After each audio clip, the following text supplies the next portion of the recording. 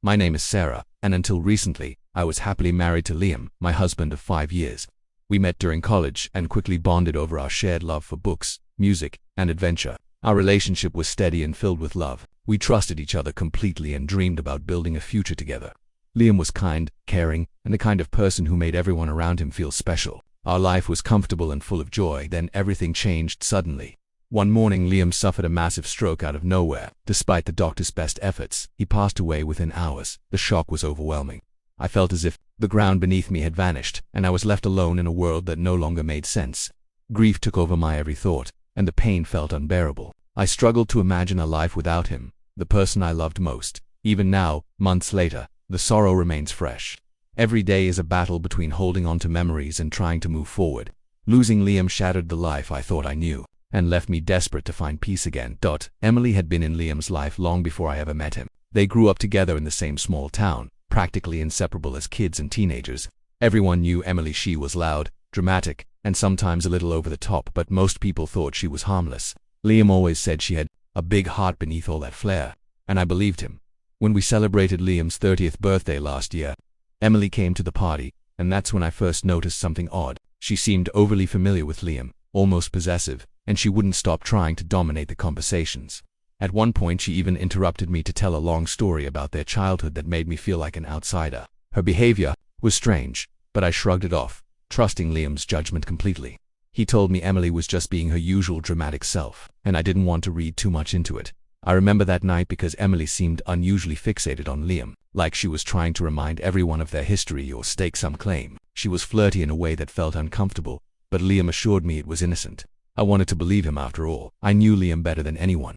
So, I let it slide and pushed aside the little nagging feeling in the back of my mind. At the time, I never imagined that this dramatic but harmless childhood friend would become such a problem later on, after Liam's sudden death. Everything around me felt like it was falling apart. I was overwhelmed with grief, trying to make sense of a world without him. That's when Emily started reaching out. At first, it was just a call here and there, checking in. But very quickly, the calls became more frequent and intense. She began sending long messages, sometimes pages of text, filled with memories of her and Liam growing up together. At first, it was comforting to hear stories I didn't know, but soon her words took on a different tone.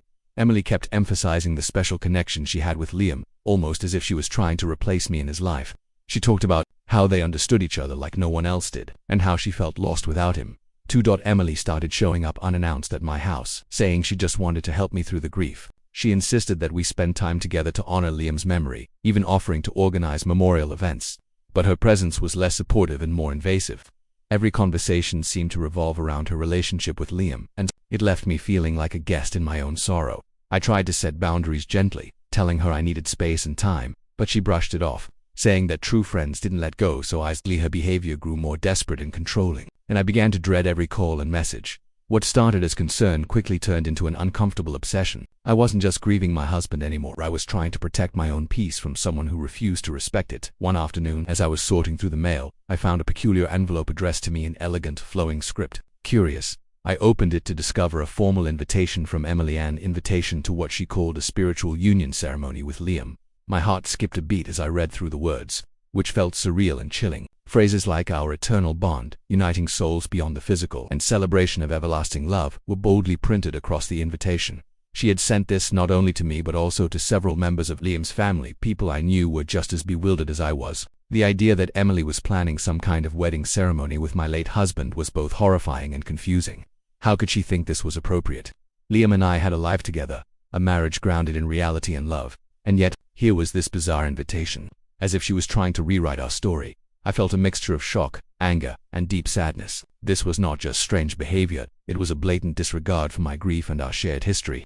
Part of me wanted to ignore it and pretend it wasn't happening, but the fact that Liam's family was involved made it impossible to avoid. I was terrified of what might happen if this ceremony went ahead. I knew I had to act quickly, not just for my own peace of mind but to protect Liam's memory from being twisted in such an unsettling way. Almost immediately after the invitations arrived, I started receiving calls from Liam's relatives, confused and upset. They wanted answers, questions about what this spiritual union meant and why Emily was doing this. I explained everything honestly, assuring them there had never been any estrangement between Liam and me, and that Emily's claims were baseless. I could hear the disbelief and worry in their voices, realizing this situation was spiraling. I reached out to Emily directly, hoping to confront her and understand her motives. When I called, she didn't seem ashamed or apologetic. Instead, she insisted she was simply honoring Liam's true wish, claiming they had a deep, secret bond no one else understood. She spoke as if Liam had confided in her about wanting this spiritual ceremony, which was entirely false. Her words left me stunned and frustrated. I told her that while grief affected us all differently, what she was doing was disrespectful and hurtful. I demanded she stop contacting me and refrain from involving anyone else. Emily, however, remained firm, insisting that this ceremony was necessary to celebrate the love they shared. After that conversation, I realized I had to prepare for a difficult battle, not just to protect my husband's memory, but to set firm boundaries with someone who refused to accept reality. Despite my repeated objections and pleas, Emily went ahead with the so-called spiritual union ceremony. The event was held at a small rented hall decorated with white flowers, candles, and flowing fabrics. Emily wore a long white dress that looked like a wedding gown, complete with a veil. She carried herself as if she was the bride in a real wedding, her eyes glistening with a strange mix of sorrow and determination. The ceremony was bizarre and unsettling. Emily recited vows to Liam's urn, which sat on a pedestal in front of her. Adorned with ribbons and photos of Liam from happier times, she spoke about eternal love and the unbreakable bond that transcends death. Throughout the ceremony, some guests, mostly people from Liam's childhood and a few who barely knew him, watched with confusion and curiosity. Emily later posted dozens of photos and videos from the ceremony on her social media. In some images, she held Liam's urn tightly, while in others, she smiled as if she had finally found peace. Many of her followers left supportive comments, while others expressed their confusion or concern. A few of Liam's distant friends and family members appeared genuinely uncertain about what to believe. Some even commented privately to me, asking if there was any truth to Emily's claims. The whole ordeal felt like a surreal nightmare, twisting my grief into something unrecognizable. I felt powerless watching this spectacle unfold and worried about how it was affecting Liam's memory in the eyes of those who didn't know the whole story. After the ceremony, Emily's behavior grew even more alarming. She began telling mutual friends and acquaintances that Liam and I had been separated for months before his death, and that I had pushed him away. According to her, Liam had been unhappy in our marriage and had regrets he never voiced publicly. I started receiving messages from people who knew both of us, asking if this was true. Some were confused, others cautious, and a few even expressed sympathy for Emily's version of events. These lies felt like knives twisting in my heart. Not only was she disrespecting Liam's memory, but she was also spreading falsehoods that made me question everything I thought I knew. The constant barrage of accusations and rumors began to wear on me. I found myself doubting my own memories, wondering if I had missed something important or if there was some hidden truth I hadn't seen. It was devastating to feel my sanity unravel in the face of such relentless falsehoods. I tried to talk to close friends and family about what was happening, hoping to find reassurance. They stood by me firmly, reminding me of the real Liam we all loved. But the damage was done. Millie's lies had planted seeds of doubt in the minds of people I cared about. The pain of grieving Liam was now tangled with the pain of defending our life together against a stranger's cruel fabrications. I knew I had to find a way to stop this before it destroyed everything. After the wedding fiasco and the growing web of lies, I decided to take matters into my own hands. I reached out to the venue where Emily held her so-called spiritual union. The person I spoke to was a kind woman who sounded genuinely apologetic. She admitted that Emily had told them a very different story, claiming she was Liam's fiancée and that I had abandoned him. They had no idea the truth. I also contacted the pastor who had officiated the ceremony. His voice was warm but filled with regret as he explained how Emily had convinced him to perform the ritual, presenting it as something Liam deeply wanted before he died. He was surprised to learn the real circumstances and immediately apologized for any pain caused. The pastor even offered to publicly clarify the situation to the community and to help me honor Liam's memory properly. His sincerity was a small comfort amid the chaos. This conversation opened my eyes further. Emily wasn't just inventing stories. She was rewriting Liam's entire life as if it suited her narrative. It was chilling to realize how far she was willing to go, manipulating everyone around her to fit this twisted version of reality. I knew I had to expose the truth and protect the memory of the man I loved. Things took a bizarre turn when Emily started posting ultrasound photos on her social media, claiming she was pregnant with Liam's child. She insisted Liam was the father, though it was impossible. The photos were clearly doctored, but some of the images went further, showing her standing next to a shirtless man whose face had been crudely photoshopped to look like Liam's. The posts were disturbing, mixing fantasy and lies in a way that was almost surreal. Emily captioned them with messages like, "Our little miracle on the way, and Liam's legacy lives on through our baby." Shockingly, some of her followers, unaware of the real story, left congratulatory comments, celebrating her news. The idea that Liam had kept such a secret from me was hurting more than I could say. Every time I saw those posts, it felt like a fresh wound. Emily's fabrications had crossed into a new, painful territory, claiming a child that didn't exist, and dragging Liam's name through the mud even further. I was overwhelmed, unsure how to confront this newest deception without losing myself in the process. As Emily's lies grew bolder, Liam's cousin and Emily's own brother began stepping in publicly. They confronted Emily on social media and in private conversations, challenging her stories and pointing out glaring inconsistencies. Liam's cousin was especially vocal, sharing details about Liam's last days and his plans with me that completely contradicted Emily's version. Emily's brother, torn between family loyalty and reality, pressed her for the truth and highlighted the timeline errors in her claims. For example, Emily insisted she and Liam had a secret affair, while he was supposedly home with me every day. These confrontations made Emily increasingly unstable. Instead of retreating, she doubled down, posting more wild accusations and bizarre statements about her relationship with Liam. Her posts became erratic, full of anger and despair, alarming everyone who knew her. It was clear she was spiraling, out of control, trapped in a fantasy that was hurting not only me but also herself and our families.